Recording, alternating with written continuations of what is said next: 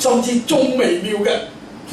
咁好啦，呢個神經組織就分佈喺咩咧？分佈喺肉眼睇得到嘅感覺器官度。好似我哋視覺神經就分佈喺眼球度。你冇咗眼球，啲神經組織就冇嘢嚟輔助啦。冇嘢嚟輔助，佢就睇唔到出邊嘅嘢啦，明唔明啊？所以個根係兩樣嘢構成。啲印度人幾犀利，2000幾年前已經識呢套嘢，已經識醫學，已經識生物學、解剖學，佢已經知道呢樣嘢。所以有眼根，有眼根作為一個憑藉，作為一個真相源，先能夠產生認識顏色嘅能力。咁仲有一種條件就係咩咧？有俾我哋所認識嘅對象就係顏色，所以叫根景色啊，三樣。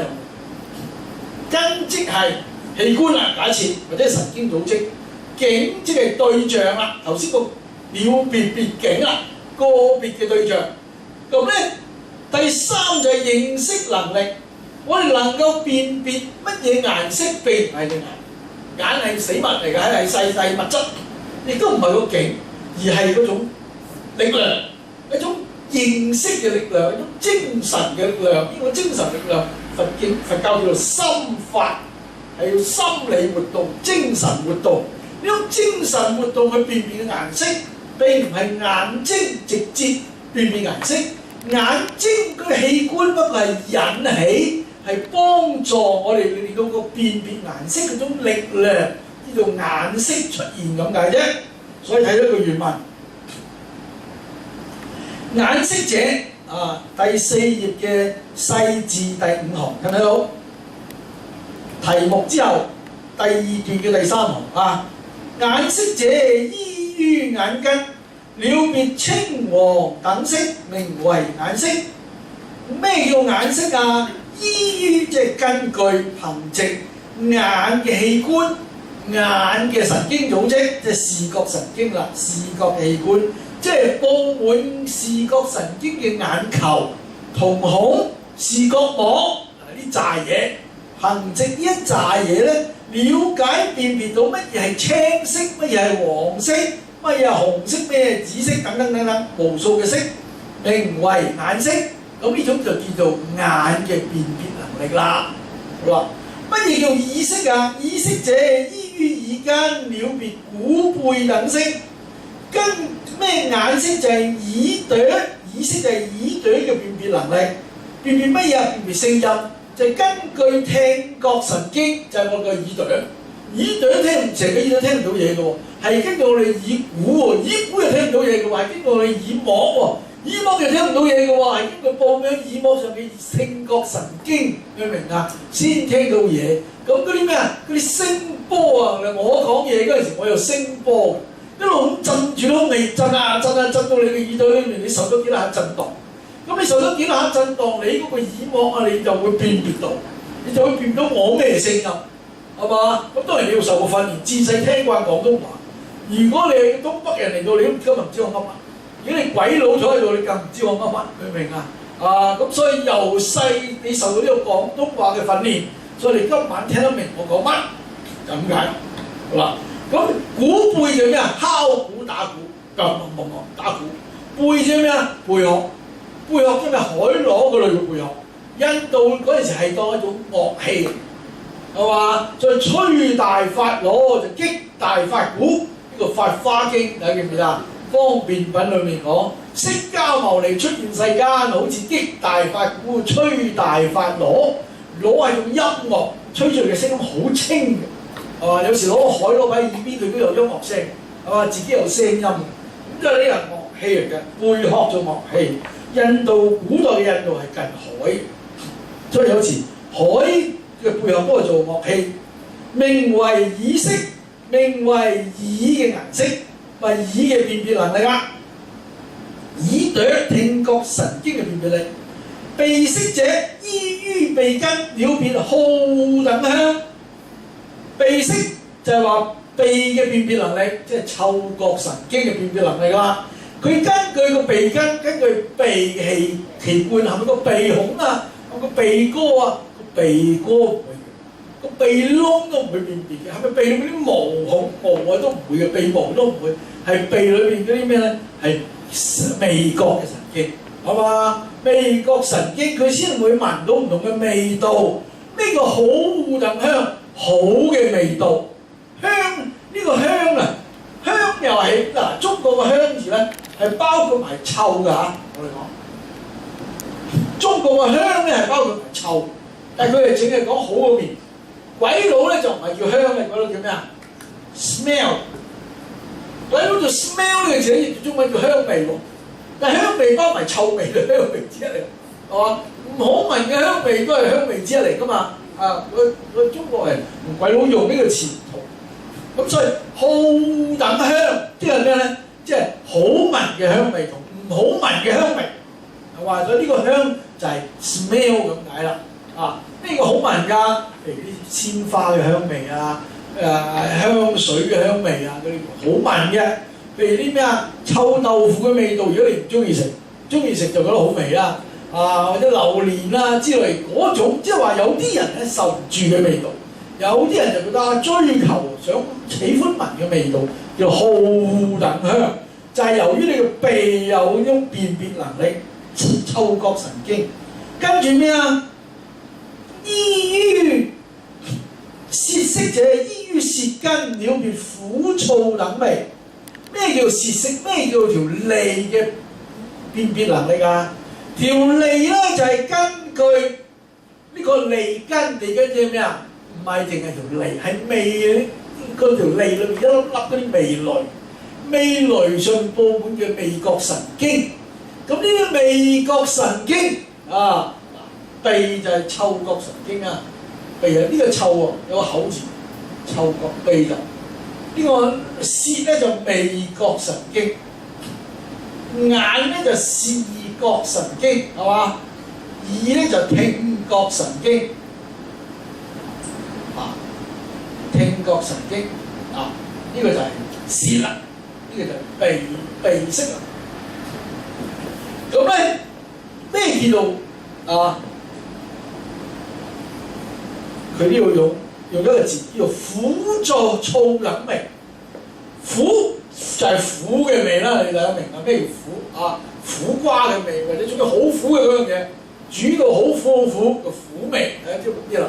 呢個字咧有兩個讀法，呢個字咧就當應酬咁解，叫做酬作或者酬作酬作咧就係話人哋敬你酒，你回敬人哋就叫做作。係嘛？敬酒咁解。另一個咧，古字呢個字咧就同呢個醋字相通，即係飲醋食醋咁解。係嘛？苦醋等味，即係話咧乜嘢係苦味，咩係酸味？醋又好酸，即係話你個味覺，你由於有味嘅條脷，有條味蕾，有味覺神經嘅組織，所以你就辨別到乜嘢係苦嘅味，乜嘢係酸嘅味，咁解啫。好啦，嗱你讀下呢啲咁嘅清朝末年、民國初年嘅佛書咧，你整下就可以讀唐朝嘅佛經。你最緊要識讀唐朝嘅佛經注解，咁你就好有智慧。係嘛？哇！裏邊咧，我哋嗰啲直情羅公當年話教你點樣聽經讀佛經，就教你做乜自己攞條夾萬鎖匙去開個夾萬，裏邊冚唪唥寶藏，你以後就自己識睇大藏經。而家弊到咧就係、佛教裏邊大藏經而家得個做樣，攞嚟擺，冇人睇，真係係嘛？我發覺好多人讀完佛學院中國大陸嗰啲人都睇都唔識睇大藏經，咁但係都變咗將來點都變咗文物，又幾慘。所以我哋一定要訓練我哋呢代人去識睇大藏經。最弊係人哋識睇我哋嘅大藏經喎，日本人鬼佬識睇中文大藏經喎。而我哋中國人唔識睇自己嘅大藏經喎，呢個幾丟架幾慚愧啊！所以你要好好地學佛自己要識睇自己嘅藏經。身識者，依於身根了別輕重等觸。咩叫身識啊？觸覺神經啦，呢個觸字，呢個觸字覺字點解叫個熟字？呢個形聲字，觸覺神經。就係叫做身根、身識，即係咩啊？用現代話講皮膚我哋用皮膚去感受咩啊？嗰件嘢係硬嘅定係軟嘅？係冷嘅，抑係暖嘅？係熱嘅，抑係冷嘅？咁呢條觸覺啊！皮膚唔係皮膚本身喎，係皮膚底層遍佈咩啊？遍佈啲神經組織、神經線，嗰啲叫觸覺神經。新根有佛經幾好嘢，2000幾年前乜都識講，乜都講到。咁咧，新根係依於身根，了別輕重等觸，了解辨別乜嘢係輕，乜嘢係重，咩係軟，乜嘢係硬，乜嘢係冷，咩係熱等等，呢就叫觸覺啦。名為身識。咩叫意識啊？嗱，意識係最難解釋嘅。依於意根，依於一種東西叫意根。嗱，現代人咧就可能會覺得係大腦神經啊，咁但係古代印度就冇大腦神經呢個概念嘅。啊，意根就當一個咧係一個精神嘅組織嚟㗎。了解辨別色心等法。咩叫色心等法咧？個色法即係物理現象，物理現象就叫做色法。心法就精神現象，呢個世界不外乎精神同物質嘅啫，同物質現象，物理又叫物質，啊，咁呢啲色法、心法，我哋嘅大腦神經係唔可以直接去把捉佢，我哋只能夠咩啊？了解叫概念。當你眼睇到呢個暖杯嗰陣時，你個腦就俾一個暖杯嘅名俾佢，呢個名就係一個概念。你淨係眼睇到。個腦唔識俾指揮佢，唔識俾信號佢咧，你一樣辨別唔到，你白痴嘅。知道呢樣嘢同呢樣嘢唔同啊，又唔知呢個叫乜，會唔會啊？如果你痴痴呆呆嘅，咁就變咗咁。係嘛？咁但係你正常嘅人同埋自細從小有學習嘅個老師同埋家長啊，嗱呢個暖杯啊可以裝暖水㗎，咁樣可以保溫㗎。咁你咧就有呢個念頭，有呢個概念。就儲存喺你嘅大腦裏邊，或者你嘅內心。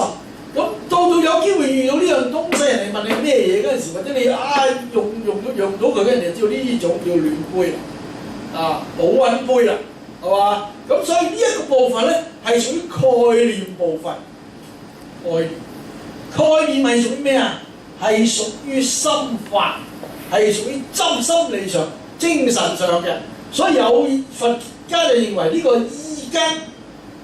雖然大腦神經係重要嘅真相源，啊大腦神經，但係本身意根應該係屬於一種精神嘅媒介，啊精神嘅媒介，一樣東西係一種精神性嘅東西，佢作為呢個第六意識嘅根，咁開始。小乘人就搞唔掂，就以為咧就開始係濕作，後來小乘人咧就呢個叫無間滅義。無間咩叫無間滅義啊？即係沒有間斷才生即滅嘅意識活動。再簡單啲解釋，即係咩啊？前一念就叫做無間，因為四種緣裏面一種緣叫等無間緣，大家記唔記得啊？真相緣、所緣緣、等無間緣、因緣有四種，緣有四種。等無間緣即係前一個念頭，相同情況之下叫做等，沒有間斷叫做無間。喺相同情況之下，一個念頭有一個念頭咁樣生起就叫等無間緣。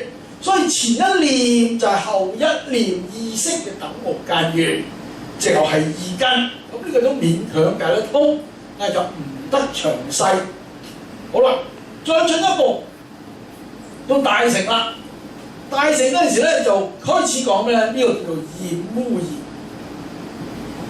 染污業，一個染污業，染污性質嘅。點樣染污啊？執着有個我就係最大嘅染污。人點解會有煩惱啊？因為成日諗住有個我，要滿足呢個我肚餓啦。而家6點幾啦，幾時去食飯去食乜？有乜好嘢食？係嘛？我要揾多啲錢，我要享受好啲，我要出名，我要點點，我要點點。咁呢個我成日圍繞住個我咧，就係一切啊！呢個我係一個永恆嘅實我，呢個咁嘅觀念就一切煩惱嘅根源，一切染污嘅來源，所以呢個就係我執啦。咁呢個第六意識嘅個根就係個我執，用現代話咧就叫做自我中心，覺得乜嘢都有我做出發點，好簡單。就話，當你諗緊嘢嗰陣時，你覺得我諗緊嘢，係咪先？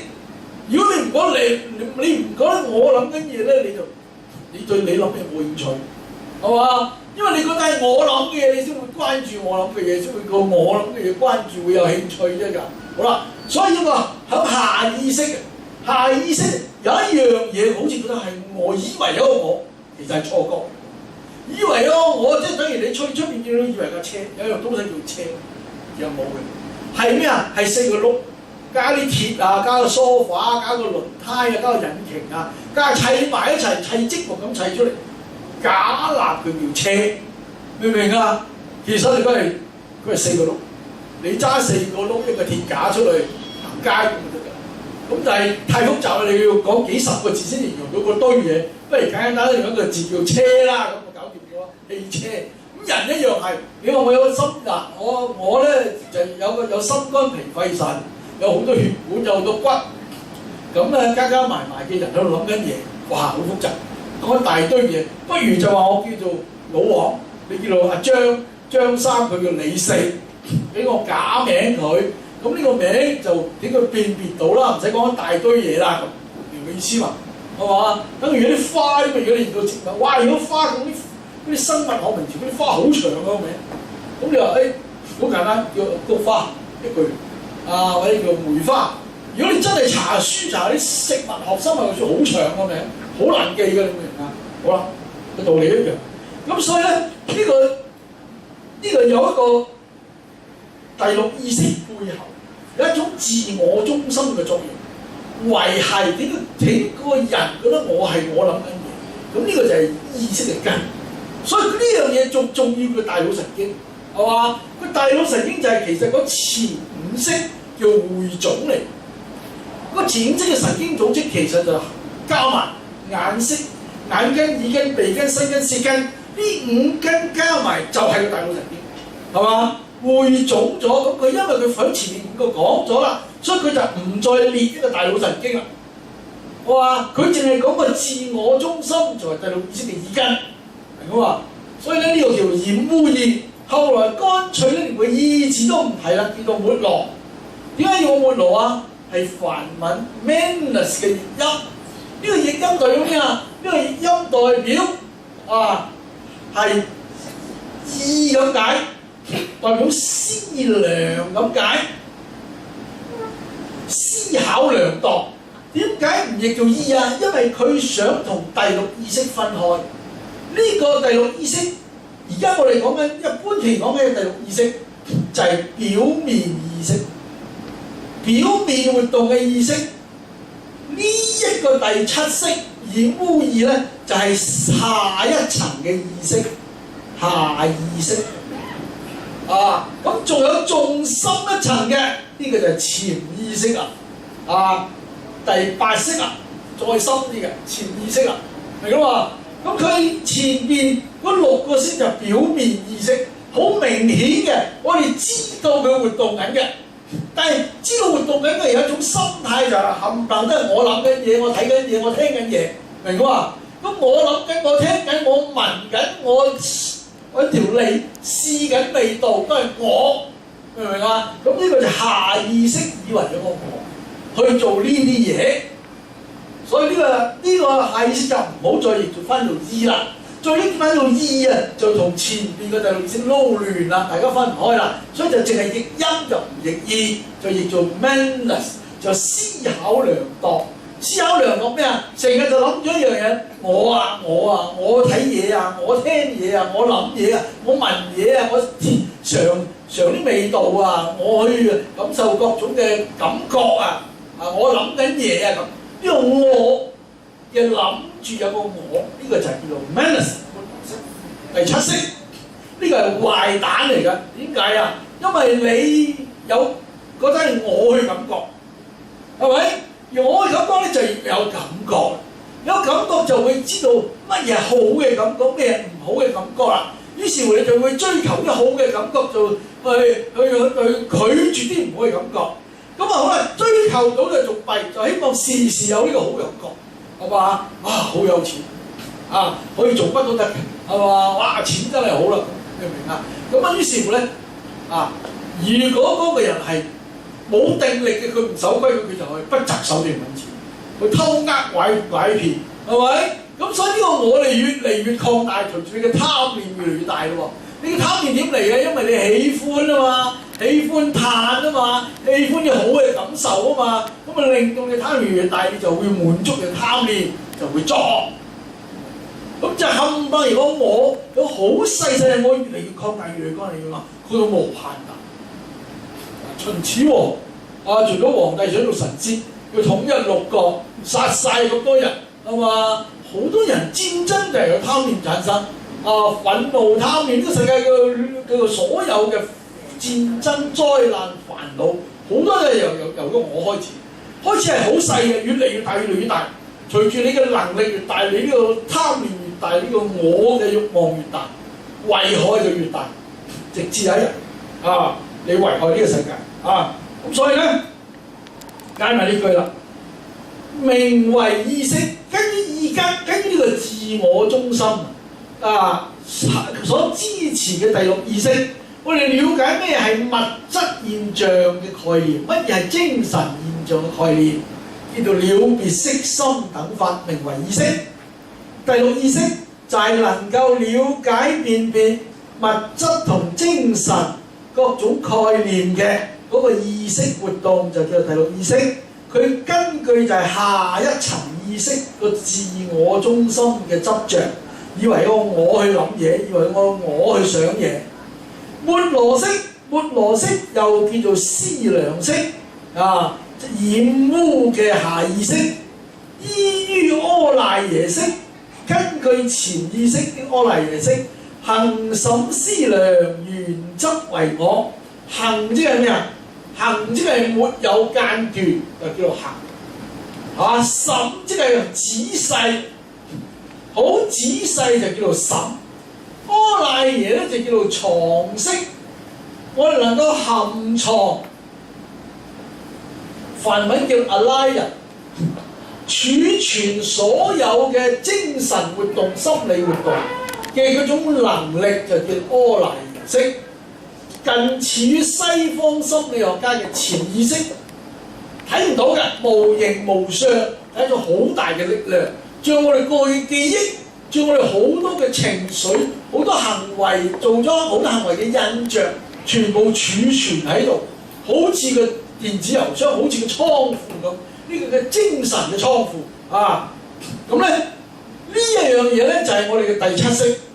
第7識呢個自我中心點會形成咧？佢成日好仔細咁樣，成日不斷咁樣去思考，覺得呢一個潛意識呢種儲存所有心理活動、精神活動嘅呢個儲存嘅資料庫，呢個係我，呢個係我，即係等於你揸住個手機，你發覺呢個手機號能夠儲存好多人嘅短信、好多人嘅微信，你就覺得呢個手機號係真實嘅。係真有實有嘅，或者你有個電子郵箱，你個電郵號碼，個郵箱能夠儲存好多人哋發俾你嘅信息電郵，你就以為呢個電子郵箱實有。我哋個潛意識能夠儲存我哋所有嘅記憶，我哋所有嘅行為嘅印象，我哋就以為有個實有嘅我咁嘅樣，一模一樣。咁所以咧，呢樣嘢咧就叫做第7識。所以第7識係咩咧？係行即係永恆，即係不斷；審即係仔細思考量度；原執攀緣執着個第8阿賴耶識當係永恆不變嘅實我，就叫做原執為我，就叫做末羅識 Manas， 又叫做第7識。梵雲末羅 Manas M-A-N-A-S， 此翻為意。用中文翻譯咧就叫做意識但係要區分同第六意識個意識，所以就譯音就唔譯義，就仍然保留叫做末羅式。思量意故，咩叫做意啊？思考量度啊，不斷諗嘢度嘢啊，就叫做思啊。阿賴耶識者，依於末羅緣諸種子根身等界，名阿賴耶。好啦，正話講個阿賴耶識阿賴耶，呢個阿賴耶咧，翻譯中文咧叫做藏識。呢個藏咧就係能夠儲存咁解。儲存一切嘅資料喺裏邊，咩資料啊？所有精神活動、心理活動嘅資料，所有記憶嘅資料，所有印象嘅資料，你經歷過所有嘢嘅印象，你經歷過所有嘢嘅記憶，全部儲存喺嗰度，係無形無相嘅啊！咁咧，所以呢個第八識啊，佢依於末羅，佢依即係以末羅識做嘅依據，一個我。執着佢，維係佢，所以佢以末羅識做依據。咁以末羅識做依據咧，就緣諸種子，種子即係功能。唯識中呢個種子唔係真係一粒粒嘅種子，但係功能嘅一種比喻，一種能力，一種能量。我哋嘅第八識，我哋個阿賴耶識，我哋嘅潛意識入面有好多功能，有好多信息。用現代話講嘅 data 信息。好似你嘅手機佢裏面有好多信息，你嘅電郵裏面有好多信息，佢係精神嘅信息、精神活動嘅信息。咁咧包括咩啊？包括你嘅根，你嘅五根嘅身體，你各種感覺器官同你個肉身、你個物質身體，就係呢個潛在嘅阿賴耶識。呢個好似西方潛意識咁嘅力量，好強大，支持你嘅生命。你點解有呢個生命體啊？就係你有阿賴耶識，所以呢個阿賴耶識係唔會斷嘅，就一路支撐你，直至呢個阿賴耶識喺呢一期嘅功能完結啦，你就死啦。呢個死緊啊！你呢期嗰個電池冇電，冇電你就要換嗰個電池，再 recharge 都差唔到啦。睇病就 recharge， 係嘛？就算你學打坐都係 recharge，你明啊？你運動又係 recharge， 即係不斷叉嗰啲電池，叉到最後尾都叉唔掂啦，咁就唯有離開呢個世界，係嘛？咁呢一期嘅生命就好似電池，嗰個咩啊？嗰個阿賴耶識就叫電能啊，電力咁解，電力透過電池俾電你，你就有呢期生命。到呢個電池壞咗就唔該你換嗰部電，換嗰啲電池。呢部機壞咗就換嗰部電腦。成部電腦換晒，咁但係支持你電腦去接收信息呢種電力咧，就源源不斷供應你，係嘛？咁呢個就係你嘅阿賴耶識。點會有呢啲電力啊？因為你不斷上緊鏈啊！你點上鏈啊？你一生人做嘅行為就喺度上鏈，喺度猛咁上鏈，猛咁去追求個我，滿足個我。你做所有嘅業就不斷咁樣同自己上緊鏈，上緊鏈，叉緊電。所以嗰種阿賴耶識就係支持你五根嘅身體，支持你一切即概念活動，支持你一切行為力量嗰個根本嘅力量，嗰種叫凝聚力或者叫攝持力，用佛教嘅話就叫攝持力，好似個總開關，好似個總掣，你所有啲電線電源喺晒個總開關，喺有阿賴耶識嘅總開關，係嘛？你總開關就係決定。開燈，你呢期生命就亮啦；你熄燈，呢期生命就完結啦。阿賴耶識係支持你每一期生命，係中間唔斷嘅。就算呢期生命完咗，佢都唔斷，不過佢就開始另一期生命，開始另一期生命咁解。但係你第六意識中間可以暫時停頓嘅，咁呢度後面會詳細再解釋。所以緣諸種子攀緣各種嘅功能。根身等境，五根嘅身體等等作為對象，就叫阿賴耶識，支持我哋嘅生命。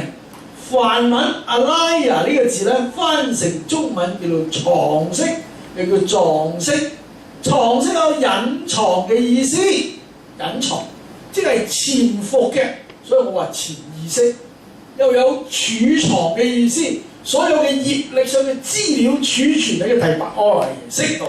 咁呢個第八阿賴耶識就係生死輪迴嘅根本。我哋呢期生命除咗表面嗰六個意識，眼耳鼻舌身意，認識外界嘅事事物物同概念之外，仲有個活邏輯，以為呢個我叫張三叫李四叫乜嘢名呢個人存在，自己覺得自己存在。仲有更重要第八識，呢第八識就係儲存晒一生人嘅記憶同埋印象，同埋呢生命嘅行為做嘅業力，令到我哋可以開展下一期生命，而下上一期生命嘅業力亦都儲